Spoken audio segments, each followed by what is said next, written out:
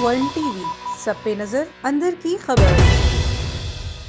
किसानों का एहतजाज आज 5वें रोज में दाखिल हो गया। किसान अपने मुतालबात के लिए डट गए, जबकि दूसरी जानिब हुकूमत ने किसानों को मुज़ाकरात की दावत दे दी।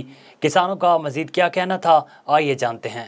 आज हमको 5वां रोज़ है यहाँ बैठे इस्लामाबाद में, हमारी कोई आवाज़ नहीं सुन रहा, कोई हमारे लिए कोई सहूलतें नहीं है, कोई खाना नहीं है, कोई पानी पीने को नहीं है, कोई बिल्कुल किसी तरह की कोई सहूलतें नहीं।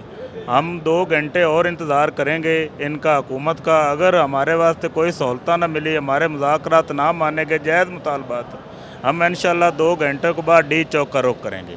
भाईजान, हम अपने हक के लिए आए हैं और हक पर हैं। दूसरी बात ये कहते हैं ना, रात को इन्होंने पुलिस बुलाई थी, ये पुलिस वाले जो होते हैं इनकी कतलियाँ नहीं हैं। हम तो कतलियाँ वालों से लड़ना जानते हैं।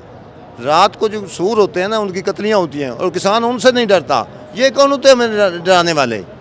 सांप की सरियाँ हम लिताड़ कर आते हैं और लिताड़ कर यहाँ आए हैं। ये सांपों से जहरीले नहीं हो सकते जहरीले। तो लिहाजा हमारी हुकूमत से रिक्वेस्ट है कोई फिल फौर हमें जो हमारे जायज़ मुतालबात है वो पूरे करें। अगर ना करेंगे, हमारी जो बात अभी क़यादत से हुई है, वो मुज़ाकरात के लिए गए हुए हैं, अगला लाए अमल वो देंगे और इंशाल्लाह हमें उम्मीद है कि मुज़ाकरात कामयाब हो जाएंगे। अगर ना हुए तो फिर इंशाल्लाह हम डी चौक की तरफ से रवाना होंगे।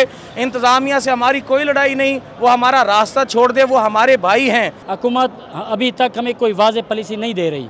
वो हम उन्हें कहते हैं कि हमारे मुतालबात जायज़ हैं और उन्हें माने।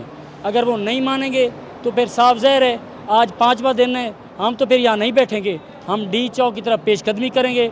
अगर वहाँ भी हमें ये शैलिंग करेंगे, लाठी चार्ज करेंगे, उसके लिए भी हम तैयार हैं। अगर फिर भी इन्होंने हमें किसी सूरत नाकाम किया तो फिर हमारा अगला प्लान है, हम पाकिस्तान के तमाम इजला बंद कर देंगे। वन टीवी, सब पे नजर, अंदर की खबर।